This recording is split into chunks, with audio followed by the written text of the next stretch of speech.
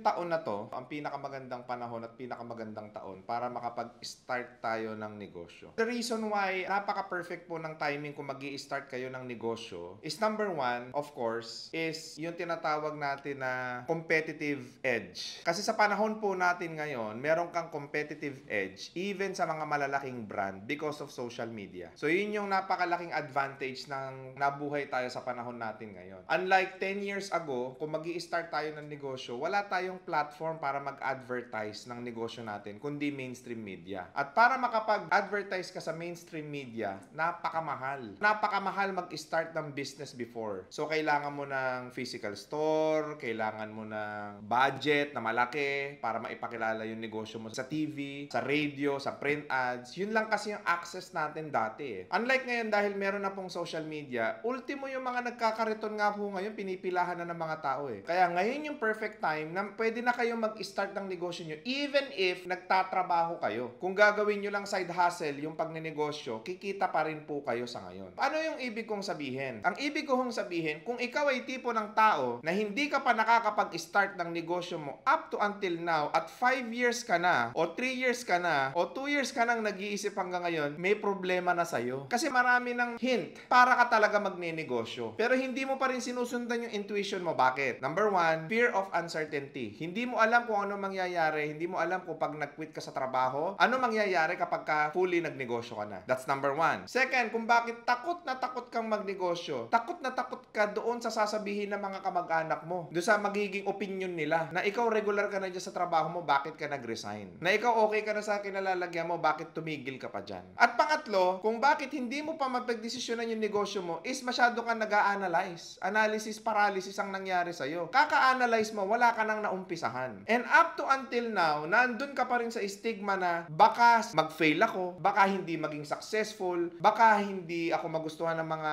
kamag-anak ko, baka malugi ako, baka maging taong grasa ako pagka nalugi ako sa negosyo. So maraming mga ganyan eh, yung mga stigma na tatawid sila from being an employee or being an OFW to becoming an entrepreneur. Now, gusto ko kayong bigyan ng step-by-step guide kung paano kayo tatalon from being an employee to becoming an entrepreneur ng smooth. Ang ibig sabihin ng smooth, yung parang nakapag-transition ka sa pagiging negosyante pero yung trial and error mo bawas, mas konti. Hindi masyadong malulugi yung negosyo mo kasi meron ka laging soft pillow. Yung tipong pag-transfer mo sa negosyo, yung tipong smooth na smooth, yung parang easy way ka na. Hindi mo na pinagdaanan yung pinagdaanan namin. Naalala ko dati, nung nag-i-start ako mag-business, so sobrang dami talagang trial and error. Hindi mawawala sa lahat ng entrepreneur yan. But because of the information in the social media right now, at nagbibigay po kami ng mga libreng training, napapadali namin yung sistema ng success mo kapag ka nagnegosyo ka na. Kasi abundant yung information eh. Dati kasi wala sa amin nun. Yung mga nagme-mentor dati sa internet, bago rin ako nag-i-start, hindi sila suitable o hindi sila applicable or hindi sila relevant at that point in time. Pero ngayon po, continuously ina-update po namin kung ano yung mga po pwede nating gawin para makapagnegosyo tayo ng tama. Paano tayo tatawid. So, ito yung ituturo ko sa inyo ngayon, yung pagtawid ngayon. So, from here, being an employee to becoming an entrepreneur. Ngayon, ito yung sabi ng maraming mga coaches and mga mentor before. Pagka tatawid sila from being an employee to becoming an entrepreneur. Marami nagsasabi na kung gusto mong maging negosyante, mag-start ka sa maliit. Na kung tatawid ka, mag-umpisa ka na maliit. Pangalawa, ang sinasabi nila, kung tatawid ka raw from being an employee to becoming an entrepreneur, kailangan mo muna ng guidance or kailangan mo ng mentor. Iniisip nila na kailangan ko mag-aral muna bago ako tumawid. Marami nagsasabi, kung tatawirin mo raw yung tahak na yan, ang buong akala niya, kung magre-resign siya sa trabaho, being an OFW, being an employee, to becoming an entrepreneur, yung inisip niya na kailangan ko ng malaking puhunan para makapag-start ako ng negosyo. So, yun yung commonly na dahilan kung bakit hindi ka pa makapag-decide. Kasi iniisip mo wala ka pang malaking puhunan, hindi pa sapat yung kaalaman mo sa negosyo, at kahit maliit na negosyo, hindi mo kayang umpisahan dahil sobrang busy mo. So, yun yung mga nangyayari bakit hindi tayo makatawid. Ngayon, bibigyan ko kayo ng step-by-step guide kung paano ka magre-resign sa trabaho, kung paano ka magiging unemployed.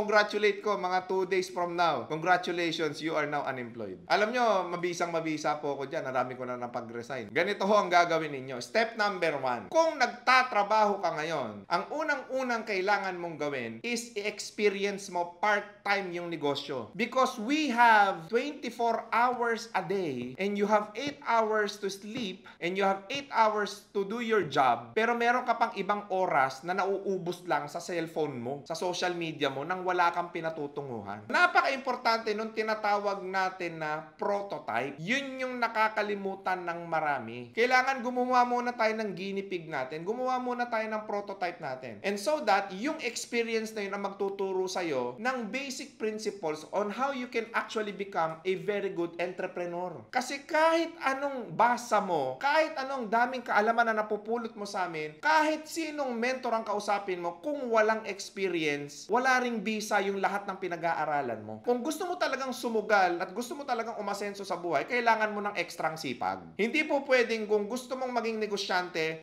magre-resign ka agad sa pagiging empleyado mo. Kaya maraming taong bumabagsak dyan Kaya maraming taong nagfe-fail dyan. Bakit? Ang buong akala nila, ang negosyante is napakadaling trabaho. Madali lang. Magbebenta ka lang, magbubukas ka lang ng outlet mo, etc. Kikita ka na. Kahit kumuha ka ng kahit anong packages ng negosyo, talagang dadaan at dadaan ka doon sa tinatawag natin na trial and error stage. Dadaan ka talaga doon sa expectations versus reality. Ibig sabihin, kung masakit na sitwasyon yung kakaharapin mo, might as well kaharapin mo siya nang meron kang insurance. Huwag ho kayong maniniwala na burn all your bridges and do whatever it takes. Yung ganyan kasing mga mentality, yan yung kadalasan inaabot ng depression, nagkakautang-utang at nalulubog. So, experience mo muna part-time. You can sell something online. Pwede kang magharap ng produkto sa marketplace. Pwede kang maghanap ng produkto sa mga kapitbahay mo, sa mga kaibigan mo sa social media. Para yun yung po pwede mong i-alok din o i-resell. Mag-reseller ka muna. Mag-part-time ka muna. Magbenta-benta ka muna. Kasi yan yung kulang sa maraming magnenegosyo. Yung experience sa pagbebenta. At kapag ka ikaw ay magaling magbenta, most probably, kung magnenegosyo ka, magsasucceed din. Kung magaling ka magbenta. Isipin nyo ho ito. For 5 years, for 7 years, for 10 years, ang trabaho mo nasa opisina ka. Hindi ka halos nakikipag-usap sa tao. O kaya nagmamaneho ka. O kaya nasa loob ka ng bahay. Ibig sabihin, wala kang experience makipag-interact or magbenta sa tao. So, yun muna yung i-experience mo. Magbenta ka muna ng anything. Kasi kailangan mong i-develop dun sa prototype stage yung selling skills mo. Kasi pagka na-develop mo yung selling skills mo, everything else will follow. Magaling ka sa accounting, magaling ka sa finance, magaling ka mag-organize, magaling ka mag-operate ng negosyo. Lahat yan magiging sustainable kung magaling kang magbenta. Kasi hindi magiging sustainable ang negosyo kung walang sales. Because sales is the lifeblood of business. So yun muna yung aaralin mo talaga. Aralin mo magbenta. Kaya kailangan ng prototype muna. I-experience mo muna. 2 hours, 3 hours a day. Repost ka lang. Benta ka ng kahit ano. Magbenta ka ng damit, magbenta ka ng pabango, magbenta ka ng jewelry, magbenta ka ng anything that you can actually sell online. Yung iba kasi masyadong aggressive. Gusto kagad nila tumalon sa pagninegosyo, wala ngang experience. Hindi nga marunong magbenta. Hindi nga marunong mag-alok. Hindi nga marunong gumawa ng business planning. Paano ngayon yan? Extra ka lang. Hanap ka ng mga something na pwede mong i-side job or i-side hustle para mahasa yung selling skills mo. Now, second thing ang mararamdaman mo dyan, kapag ka nakahasa ka na in time, pagka talagang nade-develop ka na talagang nakikita mo, uy, ang ganda pala ng kitaan sa ganito. Kasi yung mga unang produkto na ibebenta mo, hindi yun yung huling produktong ibebenta mo. Makakadiscover ka ng produktong bagay sa'yo na ibenta. Halimbawa, nag-try ka ngayon magbenta ng sapatos, hindi mabili sa'yo yung sapatos. Nag-try ka magbenta ng damit, hindi mabili sa'yo yung damit. Nag-try ka magbenta ng jewelry, hindi mabenta sa'yo yung jewelry. Nag-try ka magbenta ng pabango, nag-try ka magbenta ng skincare, and etc. So, makakahanap ka ng produktong kayang-kaya mong ibenta at kaya-kaya mong ialok. So, lagi ninyong tatandaan, buy low, sell high. Yun lang naman ang principle ng selling. Ibebenta mo yan saan? Sa Facebook, ibebenta mo yan sa TikTok, ibebenta mo yan sa Shopee, ibebenta mo yan sa Lazada. Libre po lahat yung platform na yan, wala hong gastos yan. At minsan, yung produkto pang ibebenta mo, hindi mo kailangan ng puhunan. Ang kailangan mo lang is kausapin yung mga supplier, baka po pwede mong picturean yung mga item na binibenta nila, baka pwede mo ring ibenta. At ginagawa na ho yan ng maraming tao. Second thing na mangyayari sa inyo, kapag ka natututo ka mag-selling, lalaki yung benta mo. So, pag lumalaki yung benta mo, kumikita ka ng maayos, kumikita ka ng maganda, nagge-generate ng income, may profit na nakukuha. Kapag ka may mga profit na nakukuha, always remember that ang kasunod na maiintindihan mo sa negosyo is yung financial management. Una, matututunan mo selling. Pangalawa, financial management. Kaya hindi kita pinagre-resign sa trabaho kasi yung trabaho mo, binuhay ka niyan for the longest time. So, kung binuhay ka niyan for the longest time, yung trabaho mo na yan, yung kita mo dito sa pagbebenta, extra mo yun. So, dahil extra mo yun, hindi mo ito gagalawin. Palalaguin mo yung puhunan mo at kapital mo dito. financial management yung natututunan mo. Yung sweldo mo, nabuhay ka niyan, huwag kang mag-a-adjust ng lifestyle. Kagad. Habang ini-experience mo yung pagninegosyo, pagbebenta-benta online, nakakaipon ka niyan, nakakatipid ka niyan. Hihigpitan mo talaga yung bulsa mo at that moment. Kasi ang mangyayari sa inyo, kapag ka malaki ang benta ninyo, pag kumikita kayo, nakachamba kayo ng benta doon sa ginagawa ninyo, ng malaking sales, lilibangin ka niyan. Ano gagawin sa'yo? Oy, bumili ka ng bagong cellphone. Uy, bumili ka ng bagong laptop. Uy, bumili ka ng bagong bag. Uy, bumili ka ng bagong sasakyan. So, malilibang ka ngayon. Dahil nalilibang ka ngayon, what will happen? Mababawasan yung puhunan mo. Na nasa momentum na dapat yung negosyo mo, pero pabawas pa yung pera mo ngayon. So, dapat, ang gawin ninyo dyan is, yung perang na tinikita mo sa negosyo, hiwalay talaga yan doon sa sweldo mo. Magkahiwalay po, isa-separate nyo po yan. Para ito, revolving fund mo, palaki ng palaki, palaki ng palaki, palaki ng palaki, palaki ng palaki. Now, nakukuha mo na ngayon, mas malaki na ngayon yung kinikita mo sa negosyo mo kumpara doon sa sweldo mo. Sir, yan na, magre-resign na ako. O, mali ka. Dalawa palang aspeto na tututunan natin. Selling tsaka financial management. So, pag lumalaki na, yung kita mo, ang kasunod na matututunan mo dyan is operation. Dyan na kukuha ka ng, oy, ikaw na magsagot sa Facebook, kukuha ka ng isang empleyado. Kukuha ka ng someone na po pwede mong makatulong doon sa negosyo mo. Isa lang muna o dalawa lang muna silang staff mo. Nandito ka pa rin sa trabaho. Ang ituturo mo lang doon sa dalawang staff mo is kung ano yung ginagawa mo araw-araw. So that yung trabaho mo nandito, fix ka pa rin sa trabaho mo,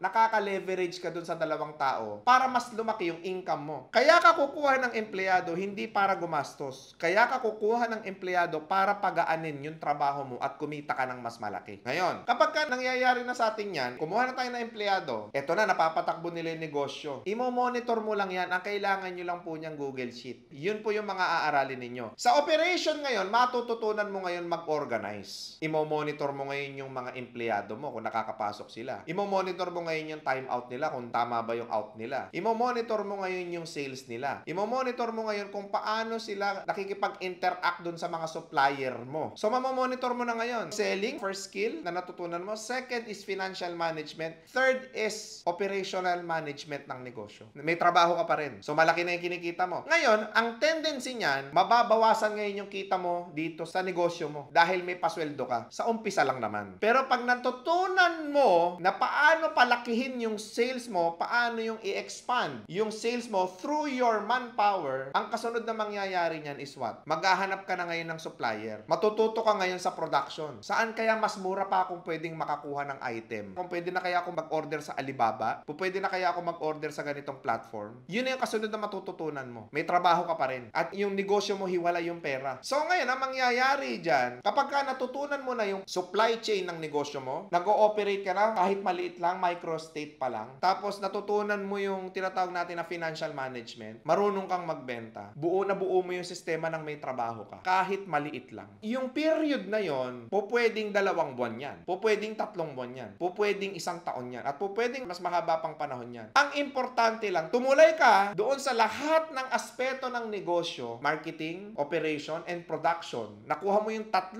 na bumubuo sa negosyo nang hindi ka nawawalan ng income. So, may security pa rin. So, ngayon ang nangyayari, naging efficient ka lang. Dahil naging efficient ka sa oras mo, ano nangyari? Darating ang panahon, pagka nando ka na sa production stage, nakakakuha ka na ng mga supply na mura, yung magiging presence mo doon sa negosyo, magkakaroon ka na ng mas malaking impact kung makakapag-focus ka na sa negosyo, yun na yung time mag-resign ka na. Yun na yung panahon na magre-resign ka na. Yun na yung panahon na aalis ka na sa trabaho mo. Bakit? Yung physical presence mo kasi sa negosyo, kakailanganin na nila o kailangan na doon sa negosyo. Yun yung importante. So pagka yung physical presence mo, inilagay mo na ngayon doon sa business, kailangan ng impact niyan, doble o triple yung kikitain mo. Kailangan yun na maging impact. Yun ang mindset mo. Kasi napakita mo nga ng part-time ka lang. Oh. Napakita mo nga lang na sinusundot-sundot mo lang yung business. Eh. So ano mangyayari niyan? Ang mangyayari niyan is nakikita mo na yung bright future being you as an entrepreneur. Doon ka pa lang magdedesisyon. Okay, sige, quit na ako. Alis na ako ng abroad. Ngayon, ito naman yung tanong. Yun yung pinakamagandang way para mag-transition kayo from being an employee or OFW to becoming an entrepreneur. Ito yung problema ng marami. Lalo na doon sa mga kababayan nating OFW. Pag nagkakapera kayo sa abroad, sino-shortcut nyo, gusto nyo kagad investment. Real talk yan. Gusto nyo kagad investment. Gusto nyo kikita, walang gagawin. Kikita, walang gagawin. Now, i-explain ko sa'yo bakit paulit-ulit niloloko at maloloko yung ganyang ugali. Invest ka ng invest sa mga negosyo ng kung kani-kaninong negosyo. negosyo. Punta ka ng punta sa iba't ibang mga investment scheme. Pero hindi mo alam, ang importante pala sa negosyo, bukod sa knowledge, yung experience. Sino-shortcut mo lagi Gusto mo lagi yung kikita ka na walang gagawin Darating din tayo dun sa kikita tayo na wala tayong gagawin. Pero kailangan mo munang mag-experience. Kailangan mo ng maliit, kailangan mo ng prototype para hindi ka mauto. Pag sinabi sa'yo may kitaan na 5%, 10% monthly, tuwan-tuwa ka. Kasi walang gagawin. Yung pera mo kasi natutulog. Feeling mo sobrang yaman mo na at ang dami mong pera sa bangko. Nagkaroon ka lang ng 100,000 na ipon, nagkaroon ka lang ng 200,000 na ipon, feeling mo milyonaryo ka na. Yun ang nangyayari sa'yo. Kaya ka na paglololoko. Masakit man tanggapin, kaya ikaw taya ka ng taya sa mga investment kasi yan, gawang tamad yan. Tamad ka kasi. Yun yung totoo. Tinatamad ka, gusto mo easy access sa success. Walang easy access sa success. Kailangan mo i-experience yung maliit. Hindi sir, kumikita na ako ng 100,000 tapos kikita ako sa t-shirt ng padala 200,